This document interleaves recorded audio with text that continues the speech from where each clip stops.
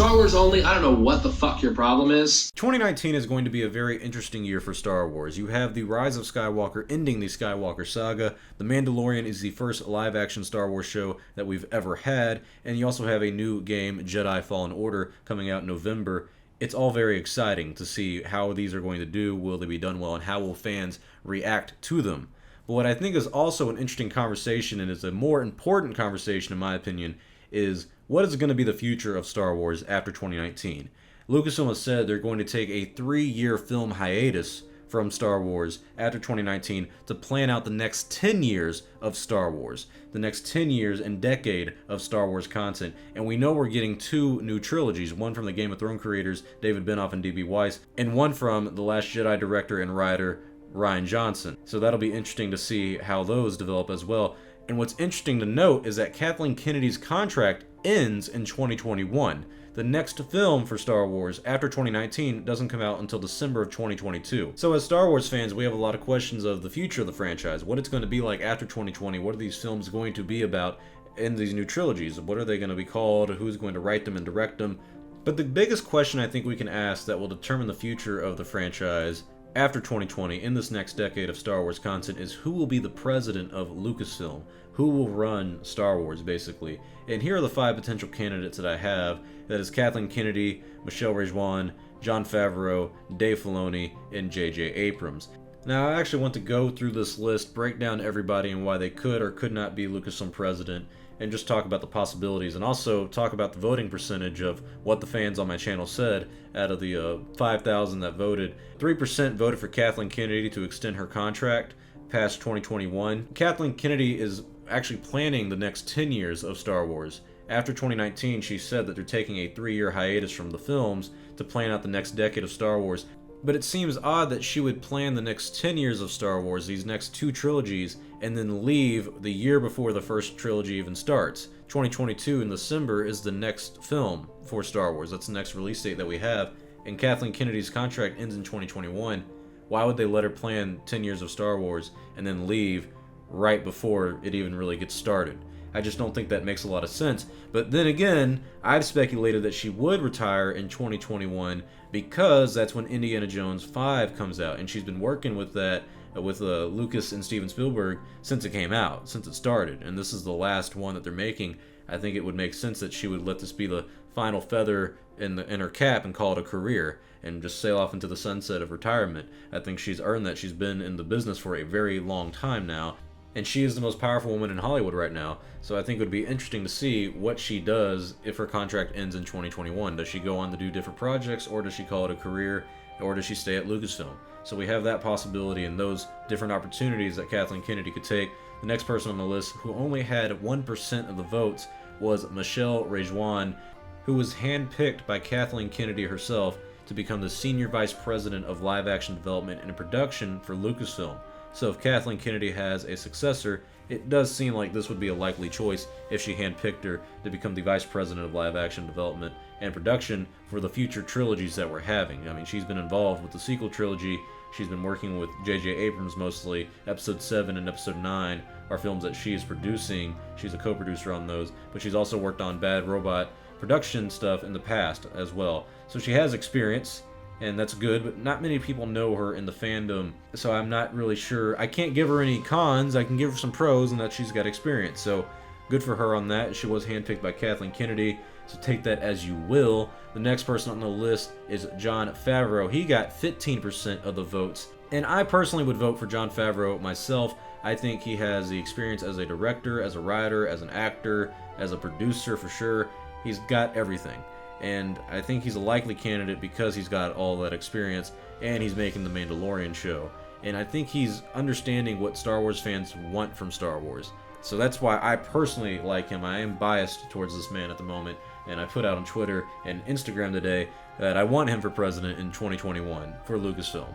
Because he understands film, he understands the business sides of film, he's a talented filmmaker, he's talented at most of the stuff that he does, and I think he understands Star Wars fans and what makes Star Wars tick for a lot of people, and I think he's truly a fan of Star Wars. And I like that. I think he could be someone who would really rally the fans and unite the fandom and bring out some quality Star Wars content and bring in quality directors and writers for the future of Star Wars. So I think he's someone that we really need in the Star Wars fandom right now, and I think he'd be perfect for the role of Lucasfilm President in 2021. And while he's president, he could let people like Dave Filoni get some experience directing live-action shows like The Mandalorian and producing that stuff as well. But that's my personal pick. He had 15% of the vote, but by far the fan favorite who took away the poll. I mean, he blew out the competition at 74% on my poll. Dave Filoni is the fan favorite. He is the one that everybody wants as president after 2021 for Lucasfilm, and I can see why. I think what Dave Filoni does better than anyone else on this list is he understands Star Wars fans. And that's because, like Jon Favreau, he is a Star Wars fan, but Dave Filoni does take it to another level. Before he even started working on Star Wars, he was going to Star Wars celebrations dressing up like Plo Koon. I mean, that is some dedication right there, that he was not a popular character back then, and that just shows to me how much of a fan Dave Filoni really is, and he really does understand the fans and has had a great relationship with the fans over the past 10 years.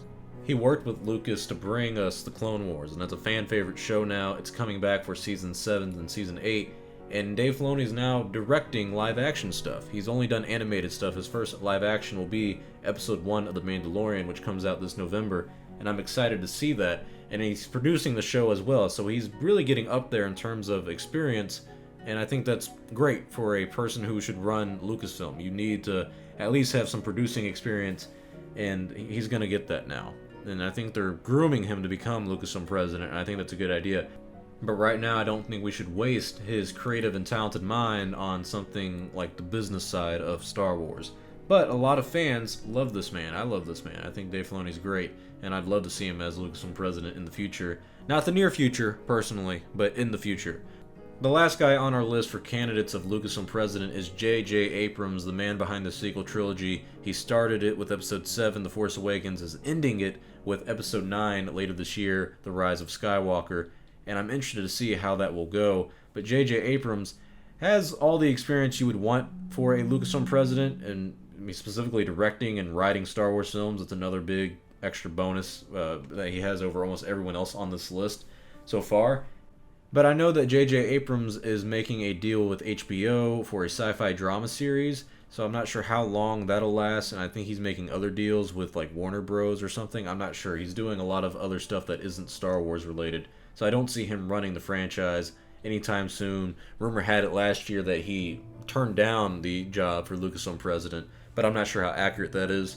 What I do know is that with Episode 9, he has more creative control and more creative freedom over that film than he did Episode 7, and he's more in charge of Episode 9 than Kathleen Kennedy is, and I can only tell you that from the inside stuff that I've been told from people who are involved with the project and whatnot, and just all the stories that I've been able to put together. I can basically confirm this dude's more in charge of Episode 9 than he was with Episode 7, so I don't see him using that as an opportunity to become Lucasfilm President in 2021 if he's got all these other projects lined up. I think he's said what he wanted to say in the Star Wars franchise after Episode 9. I think he's done with all the drama behind it, because for this guy, there was a lot of drama behind it. I mean, let's be honest, the sequel trilogy was not ran the best. The production behind the sequel trilogy and these past 5 films have been really chaotic, honestly. Every single movie under Disney so far for Star Wars has had production problems. Episode 7 had script rewrites into the film, and then you had Rogue One that had major reshoots and was saved in the edit from Tony Gilroy, who said it was a disaster and that it was a terrible mess when he got into the film. Episode 8 was delayed by 8 months for script rewrites. Solo, a Star Wars story, I don't even have to cover that one to tell you all the disasters that happened with that. Then you go to Episode 9 that had a director change. Colin Trevorrow was supposed to be the original director, couldn't get a good script out, so they brought in J.J. Abrams and, what's his name? Chris Terrio, the guy who wrote Justice League and Batman vs. Superman. So yeah, God help us. These films have not been great under Disney so far, and they're taking these next 3 years to plan it out a lot better. But the biggest question is going to be, well, who's going to run all this? Who's going to run the show of Star Wars after 2021 when Kathleen Kennedy's contract ends? Is it going to be one of these 5 people? And if it is, who, why, and who's going to do it the best? I personally think it should be Jon Favreau. I think with The Mandalorian, already he has shown his merit, just by his passion alone and his understanding of the business and how these things run. But we have to see with The Mandalorian. We have to see how that goes. You have so many potential candidates. Kathleen Kennedy could just extend her contract and run it since she's planning the whole thing anyways. J.J. Abrams could surprise us all, step up, take the mantelpiece. The most likely option is that none of the creative people are going to do this because they want to go do creative things, and Michelle Rejwan steps up and takes the role because Kathleen Kennedy's handpicking her, and that just makes the most sense from that perspective, from their perspective of bringing up this vice president of live action development and production and then making her president of Lucasfilm. The fans won't like it, but that doesn't seem to be a concern for Lucasfilm. And then you also have, of course, Dave Filoni, who could do it. But Dave Filoni is busy with other stuff. He's busy with The Mandalorian. There's going to be more seasons of that. Will he stop working on projects just to go run the franchise and become the head of this big empire of Star Wars? Who knows? Who knows? It'll be interesting to see. Are we going to have another female Lucasfilm president? That would make it 3 in a row. Bet you boys didn't know that. Yeah, I bet a lot of you don't even know who was president before Kathleen Kennedy. It wasn't George Lucas. It was Micheline Chow. She was president between 2003 and 2012. And I bet no one else knows the presidents before that either, because only Star Wars Only will actually do the research on this shit. And yeah, the guy before that was Gordon Radley between 1992 and 2003. And before him, the man himself, Charles Weber, 1978 between 1992. That is my personal favorite out of all of them. Charles Weber is my boy. But yes, those were all the Lucasfilm presidents, and you're only going to get that information here at Star Wars Only. So make sure you subscribe, like, and comment below, because you're not going to get this information from anyone else. You're not going to get this honesty from any other Star Wars YouTube channel who actually does the research like I do. And also, you're not going to be able to have these great conversations with other Star Wars fans. So comment your thoughts below. What do you guys think? Who should be the Lucasfilm president after 2021? Should Kathleen Kennedy extend her contract? Should Michelle Rejwan step up and take the mantle? Should it be Dave Filoni himself or J.J. Abrams? Or should we get my boy Jon Favreau in? And also, we can't forget the man himself, George Lucas. A lot of people would want him to come in, save the day, and buy the franchise. I didn't mention him because it's just not possible. I don't think he cares anymore. But yes, tell me your thoughts below. I'm Star Wars Only. Hope you guys enjoy this video. I'll see y'all next time, and may the Force be with you always.